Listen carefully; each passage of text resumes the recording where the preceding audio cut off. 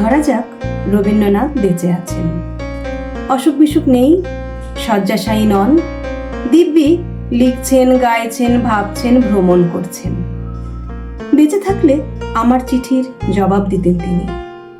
লিখতেন, তোমার সরলতা আর সততার কথা যখন বললে, এক মুহূর্তে আমার স্নেহ অধিকার করে নিলে তুমি।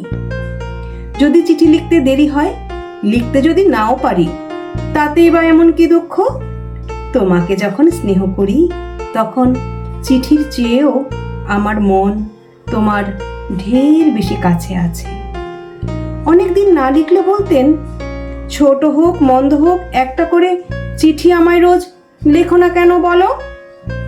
আমাকে জোড়াসাঁকোর বাড়িতে ডাকতেন, কখনো শান্তিনিকেতনে। সোনাঝুরি বনে হাঁটতে হাঁটতে বলতেন, বিন্দুর মতো যেন না হই, যেন বাঁচি, যেন মৃণালের মতো হই, অথবা মৃণালের চেয়েও সাহসী।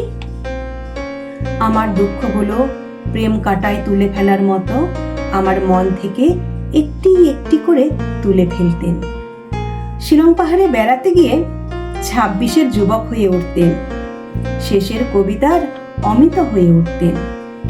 হাতে হাত ধরে হাঁটতেন সুঠাম ও সুদর্শন। তার স্পর্শের উষ্ণতা আমার বরফ শীতল একাকিত্বকে নিমিষে ঝর্ণার উচ্ছল জল করে দিত।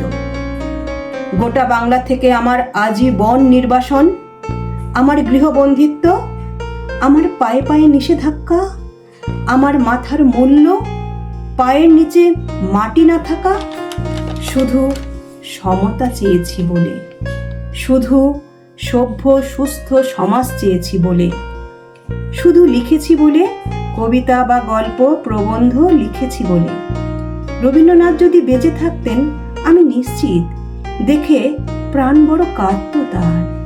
তিনি ভর্ৎসনা করতেন শাসকদের, সভ্যতার সংকটে দেখে আতঙ্কে কুঁকড়ে থাকতেন। আমি তার পিঠে মনে মনে আলতো হাত রেখে তার দুশ্চিন্তাগুলো একটু একটু করে উড়িয়ে দিতে চাইতাম। কপালে তিনি চুম্বন করতেন আমার। একদিন বলতেনই, বোটে করে চলো, শিলাইদহে যাই। আমার সারা মন তিত্তির করে কাঁপত আনন্দে। তার গভীর চোখে সেই আনন্দ কি দেখতে পেত? তার আঙ্গুল সেই আনন্দকে স্পর্শ করতে পারত? আমাকে স্বদেশের জলমাটির স্বাদ গন্ধ দিতে তিনি শিলাইদহে নিতেন। বোটে শুয়ে আকাশে তাকিয়ে তাকিয়ে সন্ধ্যার মেঘমালা দেখতেন। আমি আধশোয়া হয়ে আকাশ নয়, তাকেই দেখতাম অপলক। তখন আমার অবল ধবল মনে মন্দ মধুর হাওয়া, তখন চারিদিক থেকে নির্জনতা তার জলতরঙ্গ বাজিয়ে যেত। তিনি তখন গান গেয়ে উঠতেন, আমি কান পেতে রই। গান শেষে হেসে আরো কাছে ডেকে বলতেন, এই তারাময় আকাশের নিচে আবারও কি কখনো জন্ম নেব? যদি নেই, আর কি কখনো এমন প্রশান্ত সন্ধ্যাবেলায় এই নিস্তব্ধ নদীটির ওপর এমন নিশ্চিন্ত মুক্ত মনে এমন নৌকার ওপর বিছানা পেতে থাকবো আবার? তার একটি হাত আমার হাতের মুঠোয় নিয়ে বলতাম, আবার কেন জন্ম নিতে হবে? আপনার এক জন্মই সহস্র জন্মের সমান।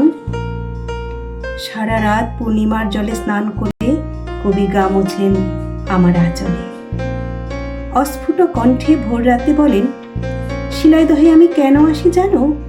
প্রকৃতির শুশ্রূষা পাবো বলে আসি। আজ তোমার শুশ্রূষাও পেলাম। কুঠিবাড়ির দিকে যেতে যেতে বলেন, তুমিও তো প্রকৃতি ভালোবাসো, দেখে এসো। গাছপালা, নদী, হাওর, এ তোমার সোনার বাংলা, এ তোমার দেশের মাটি। আমি নিশ্চুপ শুনি।